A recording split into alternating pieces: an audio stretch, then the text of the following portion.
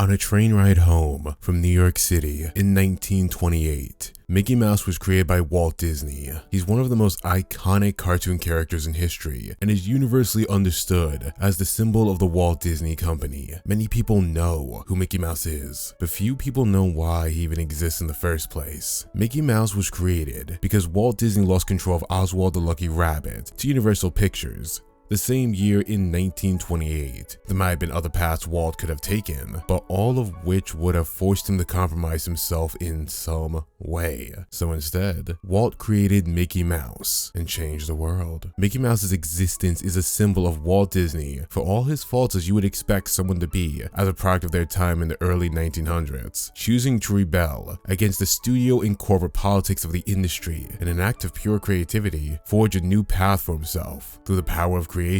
This is what Disney, the entertainment company, for all its faults, missteps, and mistakes, was known for: a place of creativity, imagination, and most importantly, storytelling. And 100 years later, after the Walt Disney Company was formed, it couldn't be known as anything farther from what it used to be, which makes it even sad to remember what Disney was known for throughout most of its history. Disney, like any studio that was created by people who were a reflection of the time period they were living in, wasn't perfect. Yet looking at it now, specifically how it's been changed by Bob Iger in his time at Disney, the company has become a shell of its former self. And that's what we're here to talk about today.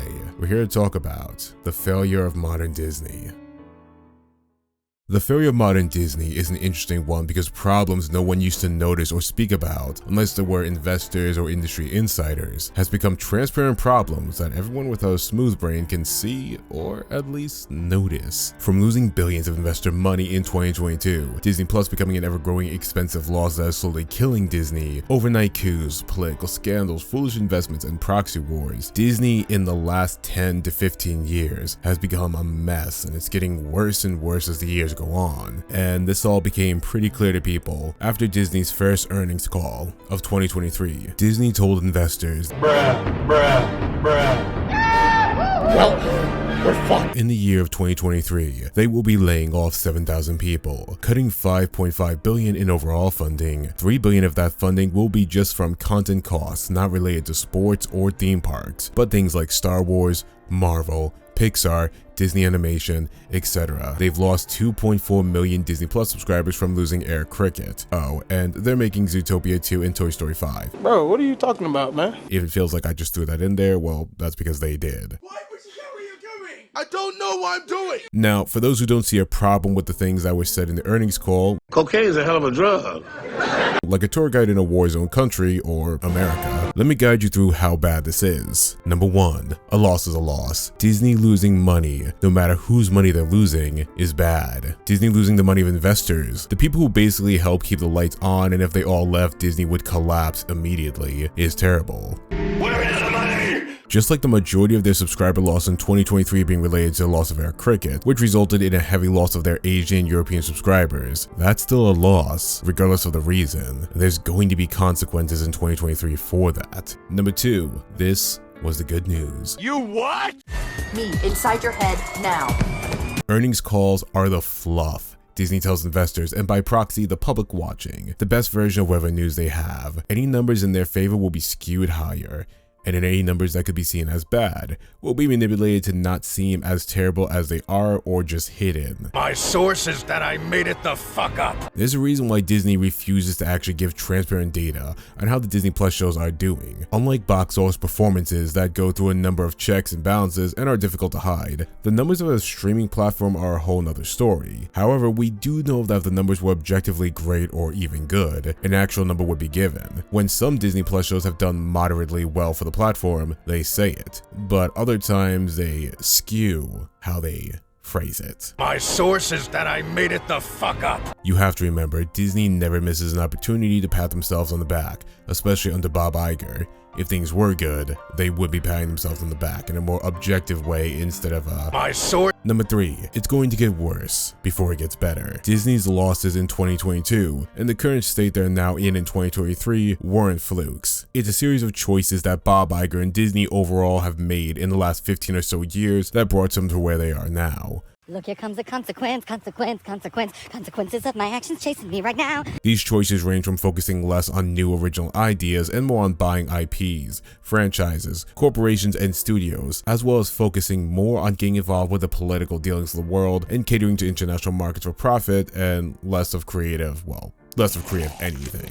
These decisions are the calling card of Bob Iger, who to his credit made Disney billions of dollars with his cutthroat business dealings, acquiring some of the most beloved intellectual properties in Western media, and manipulating the public perception of modern Disney to look like it's a beacon of inclusive, progressive storytelling and innovation, even though that couldn't be further from the truth. In fact, despite Bob Iger making billions for Disney, there's honestly a case for him being one of the key figures behind why Disney has become the face of corporate greed and derivative storytelling in the entertainment industry, and even more so why the decisions that he has personally made has cost Disney more money in the long run, even if he made it for them in the short run. Everything modern Disney is who Bob Iger is. From its micromanagement to have its media be relevant to modern social identity politics publicly, but behind closed doors censor, erase, sideline, stereotype, and half-heartedly compromise and undermine actual progressive storytelling that features nuanced representation and diversity for the sake of pandering to international markets and closed-minded people. No matter if Disney says they care about these liberal ideas, behind closed doors, they always pander to the exact opposite. Sometimes the exact opposite to the extreme degree.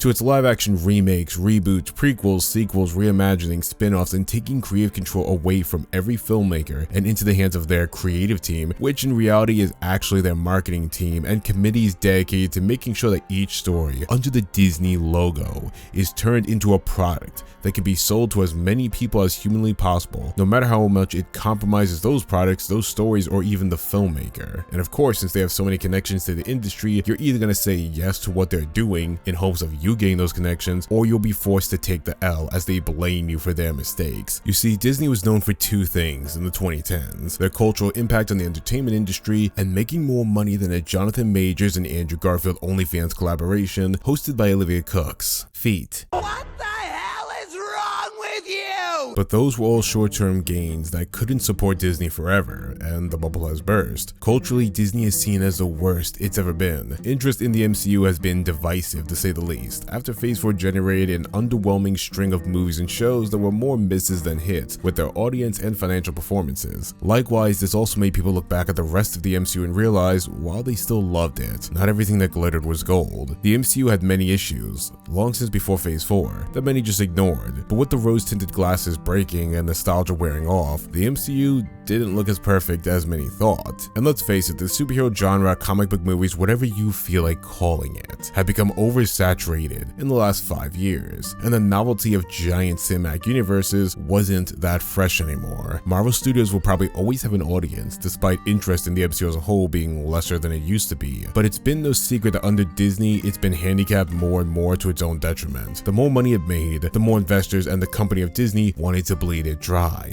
And let's be real, the Disney brand, to be blunt, is bland, watered down, safe to consume for a mass audience to generate max profits, but every passing year loses more flavor, and in many instances, quality. The success of the MCU culturally was never because of Disney, maybe commercially at one point, but these days, even though many of the MCU films will bring in bigger box offices than their earlier installments, the films cost even more to make.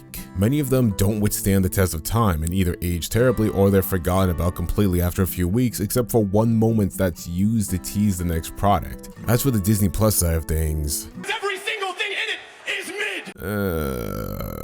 the less said the better. Luckily, the MCU has never needed Disney Plus to get by. Their audience has always been mostly in the movies, and if anything, Disney Plus has hurt the MCU more than it helps, since Disney Plus has been a complete failure financially, and Marvel Studios has been forced to split its resources in order to help provide content for the failing platform. Recently though, Kevin Feige has said the presence Marvel Studios has on Disney Plus will be severely less in the future, and they'll be putting out less shows on the platform as they focus on the films. Unfortunately, the same can't be said for the other studio that has a giant presence on Disney Plus, Lucasfilm. Since the anthology films were taken out back and told to look at the flowers by Bob Iger, Lucasfilm has been using Disney Plus as the home for all their original content, as they announce films and directors that go absolutely nowhere until they eventually shelved or go dark with radio silence. How's that trilogy coming, Ryan? How's Rogue Squadron coming, Patty? Hey Tyga, how's your film? Hey Sean Levi, are we gonna get any updates on your film before Stranger Things ends? Kevin Feige, are you even making a Star Wars film? And can you stop fucking hiring the Rick and Morty writers to write the MCU? Why the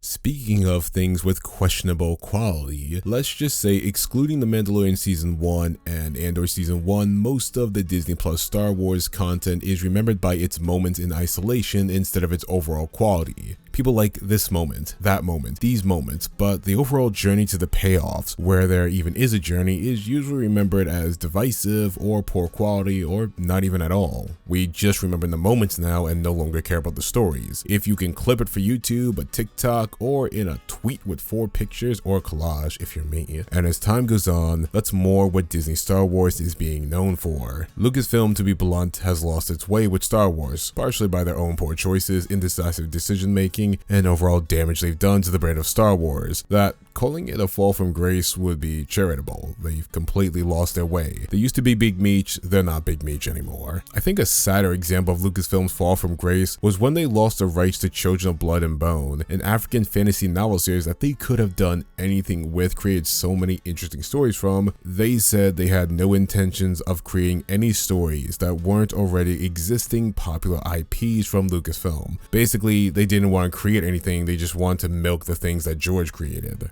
And again, this is incredibly depressing. Lucasfilm was known as one of the most innovative and groundbreaking production companies in Western media, maybe on the planet, and seeing them choose to sell them shows short as another product manufacturer in the Disney factory is just heartbreaking. Now, partially this was due to Iger's own corporate greed to turn Lucasfilm into a soulless money printer after he phased out George Lucas. And when he phased out George Lucas, this resulted in George walking away from Lucasfilm as its co-chairman and creative consultant. And this forced Kathleen Kennedy to be placed in a position of leadership that she was not nearly ready for or equipped for. Bob Iger phasing George Lucas out of Lucasfilm would be a tragedy because he was the person who made it as special as it was. For all the faults of Marvel Studios, for all the faults of Kevin Feige constantly hiring the Rick and Morty,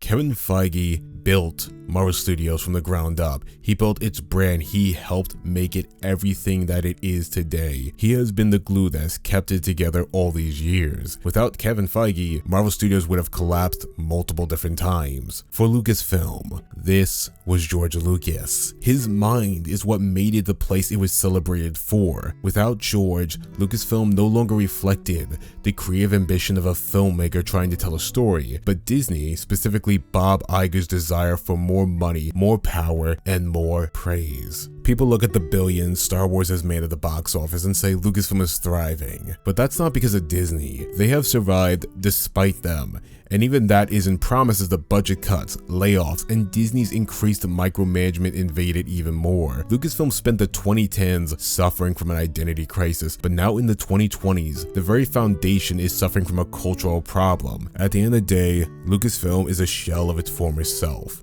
A corporate entity controlled by Bob Iger and Disney. Kathleen Kennedy basically just being their marionette puppet, trying to keep it afloat in the best way she can when she was never qualified or even signed up for the position. That's not because she's a woman. That's not because she has liberal politics. George Lucas was a giant liberal and still is a giant liberal and infused many of his politics for his time, modern day politics, into Star Wars. The problem is, at the end of the day, no, Kathleen Kennedy was never fit to run Lucasfilm. Bob Iger was never fit to be dealing with that situation regarding George Lucas. He phased him out. He put Kathleen Kennedy in the position she's been in. And even when she did try to help Star Wars, help Lucasfilm, give them more time, there was Bob Iger, just making things worse. At the end of the day, everyone blames Kathleen Kennedy for the state of Lucasfilm, and as its leader, yes, she does hold responsibility for how it is. But all roads lead back to Bob Iger, as he pulled the strings behind Kathleen Kennedy the entire time. It's as much his fault, if not more, that Lucasfilm is in the state it's in. I would mention the rest of the Disney Plus content, but Disney for the most part hasn't done much with the app beyond depending on Marvel and Star Wars to sell it, which it hasn't. The app is failing. You could say that is just an online perception, ignoring ignoring the fact that everyone who matters in the conversation, Disney itself, investors, have voiced vocal concerns over the failure of Disney Plus. If you're looking for a more in-depth video on why Disney Plus is hurting Disney, I already made a video on that, but the too long didn't read is that the content side of Disney Plus isn't appealing enough to the GA, and creating a streaming platform at the 11th hour of the streaming wars that is dependent on only 2 IPs predominantly, one of which struggles to stay relevant at all culturally or financially, and the other being known for its movies, is hurting the platform more than it's helping. Streaming platforms don't succeed because they spend $100+ million per project. If every production had the Stranger Things budget, Netflix would have died years ago. Speaking of movies, excluding the MCU films, and even those aren't promised to do well given how mediocre they've been across the board, Disney movies aren't looking so promising these days, culturally or financially. Mostly because Disney doesn't make original content 90% of the time, and their movies they do make, as I've said before, are ran through the corporate, sanitized, rushed way of doing things. You have the awful Disney live-action remakes that only the influencers and paid journalists hype up, hoping to get another opportunity or premiere invite. Not hating on any of them either. Secure the bag, baby. But their opinions are the furthest things from credible if the opinions are available to the highest bidder. Then you have the conveyor belts of sequels, prequels, remakes, and spin-offs. Regardless of the quality, Indiana Jones and Dial of Destiny, Gods, what a stupid name. the only film Lucasfilm has done since 2019, and let's face it, the only reason The Rise of Skywalker even came out was because of Bad Robot pulling a Hail Mary at the 11th hour, and they still got screwed over and used as a scapegoat for the film's failure. Listen, everyone and their mother knows that the theatrical cut of The Rise of Skywalker does not reflect the actual film. It was reshot, re-edited, and torn to shreds by Disney. Anyone says anything differently is a compulsive liar who works for Lucasfilm, Disney, or just has a grudge against J.J. Abrams. Currently, Indy 5 is said to become one of the most expensive films ever made, mostly due to reshoots that some claim never happened, but James, I love you. I love Logan. And if you're watching this, which you probably aren't, and if you were, you'd likely curse me out and call me a string of names because you have been an angry man on Twitter lately. Please stop jumping in front of the bullet for Disney, mate. J.J. Abrams, Gareth Edwards, Condrell, Phil Lord, Chris Miller, J.D. Dillard, and Ron Howard, probably more filmmakers if I decide to sit down and talk about them, can tell you it is not worth it. Indy 5 has to make over $800 million just to be profitable, and given its competition, Lucasfilm's declining reputation, George Lucas and Steven Spielberg not even being involved anymore with the project creatively at all, and the audience for Indy just not being there as it once was, it's hard to imagine the film will even break even, and even harder to imagine it's going to become one of the billion-dollar club films, when even the MCU powerhouse struggles to do that these days, even though they have better marketing, more hype, more relevant characters, and without the audience stigma that Lucasfilm has. Then we got the live-action Disney remakes. Listen, not all live-action adaptations / remakes are bad. At the end of the day, these are just classic fairy tales Disney has adapted into animated stories, and that's part of the reason why these live-action movies suck more ass than adult film stars. The most well-received live-action remakes have been ones that did their own thing. The Cinderella movie with Rob Stark, the King of the North, the Brandy Cinderella film that is actually the best one, and if you think otherwise, you're a Uncle Del Toro's Pinocchio was even one of the best films of 2022. Even films like Maleficent, the Angelina Jolie 2014 Disney movie, and Cruella 2021 were celebrated for at least trying to be their own thing as best as they could. But all the other live-action remakes usually suffer from Disney's way of making live-action films, so sterilized, corporate, that they're just soulless hucks that were made by committees and the filmmaker last. At first, the films did well at the box office, even though they were torn apart by critics and audiences alike. But after Dumbo and Pinocchio flopped at the box office, safe to say it's finally Joe over, even if Disney hasn't caught on yet and are still hoping to milk it drier than the sugar baby trying to buy a carton of eggs. We'll just have to wait and see until the planned live-action remakes for Lilo and Stitch, Moana, Frozen, Tangled, and Encanto get made to see how bad Disney feels the burn. It does make you wonder though, how many social media games will Disney pull to make sure people actually watch the Little Mermaid remake or at least talk positively about it online? Speaking of fandom baiting, this has basically been Disney's calling card online to generate hype. What's that? Nazis, the KKK, and random alt-right grifters online hate our product for some bigoted reason. Buy our product. That will show them. Now, first of all, you don't fight bigots and fascists with capitalism. You do it the Goku way. I'ma deck you in the schnoz. Thank you, Goku. The Rick Grimes way would have also been an acceptable answer.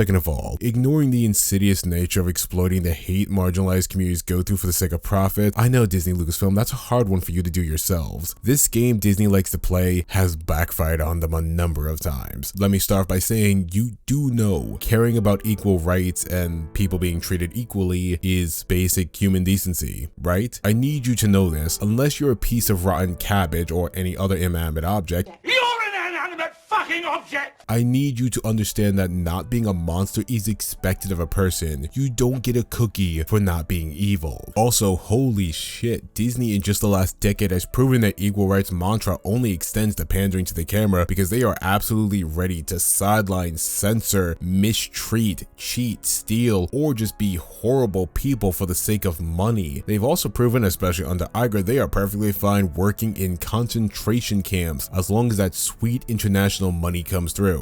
But luckily, after years of him doing so many shady things with them, more people are starting to notice how he is seem to be compromised by them. Time will tell where that goes. I'm not calling for a boycott of Disney. They own so much of the entertainment industry that if the day ever came that they would go under, it would be like a baseball bat to the economy due to their monopoly of the industry. Or actually, that would be one of my worries if Disney's solution to fixing their problems and the proxy war between Bob Iger and activist investor Nelson Peltz wasn't to cannibalize all of Disney that aren't their big IPs that they bought, like Marvel, Star Wars, and Pixar, as Iger puts all of the company's resources into making them more profitable and pushing out more content for them. As for everything else, well, fingers crossed they even survive. Iger is desperate to get Disney Plus, his legacy at this point, to work, and is even willing to undermine every brand under Disney's flag and sell Hulu to do so. This is ironic considering, according to analysts, Hulu managed to reach a wider audience than just superfans who only care about the next MCU or Star Wars project on Disney Plus. Disney's problem right now is that Bob Iger's pride and Disney's own complacency has become a poison to the entire company. They've managed to gaslight millions of people that everything is going great, and let me just rip the band-aid off as to why. Disney at this point caters to the privileged, the people that can afford a $20 streaming service that barely justifies its own existence, theme parks that have an ever-increasing rate that average Americans and definitely international people cannot afford. And they've become out of touch with everyone that isn't the Disney superfans who are willing to support them no matter what. If you look at Disney's most vocal supporters and Bob Iger's greatest supporters or defenders, they tend to be cut from the same cloth. They're employed by Disney, they receive Disney perks, benefits, they've made it their identity to be a part of Disney's ecosystem, or Disney owns the IP, franchise, or studio that holds most of their emotional investment. People are afraid to speak up about the problems Disney is facing because they're either blind to it or don't want to lose the perks their corporate loyalty gains them. I know some people who turn a blind eye to the things Disney does even though they are fiercely anti-capitalist because they want a job at Disney. Many people are willing to sacrifice their morals for the bag, not realizing that this infinite consumer environment Bob Iger has created with his ego, pride, and greed for Disney is slowly what is killing Disney, or at least leaving it in a damaged state that it'll take years for someone to come along and fix. Bob Iger's way of leading Disney to only care about buying content and artificial praise has left them creatively compromised, and the only thing the investors care about is profits right now. And as much as it seems like I hate Disney, I really don't. I love what Disney used to be and could be. I just hate what it's become. And let me take you back to the story of Walt Disney losing Oswald the Rabbit. Many years later, Disney was finally able to get Oswald the Rabbit back when it was able to be bought. And Bob Iger did that, and that's a reflection of my feelings of Disney. Now, Bob Iger did buy Oswald the Rabbit back because it was just part of getting more of Disney's things back and it made him look good. But bringing Oswald the Rabbit home, back to his family, regardless of the reasons why it was done for profit or PR, was a good thing, and it reflects that Disney, even in its corporate greed, can do good things. Disney has created things in the last 10 years while suffering from all the problems I just listed that has inspired people, that has made careers, that has made lives better because it has existed. I've met friends, I've met people I love to death through the things Disney put out. So even I can't say I wish XYZ never happened because I wouldn't trade some of the experiences I have had with these people for the world. I wouldn't trade a lot of the experiences I've felt through these stories for the world. I don't want Disney to collapse. I want Disney to get better. And the only way you can do that is to change Disney. The only way you can do that is, well, Bob Iger's way of handling Disney needs to go. Bob Iger needs to go, which he is in 2 years. But whoever replaces him can't be just Bob Iger 2.5. It can't be Chapek. It can't be Nelson Peltz, who is just a sock puppet of Ike Perlmutter. We need someone who actually cares about the Disney brand, who actually cares about making things better. I hope things do get better. That just as Oswald the Rabbit was able to come home and be with his family, Mickey Mouse can come back and return to his former self. That being said, when everything is said and done, Disney will do whatever it's going to do with or without me. All I can do is say how I feel and hope I can make a difference. I believe in stories. I believe they can help us grow, inspire us, and change the world. And if Disney really is too far gone and there's no hope left, then they don't deserve to be saved, because the creativity and hope that Mickey Mouse represents doesn't deserve that. You don't deserve that. And something or someone should come along that can fill that place, that can tell the stories, that can make the world better.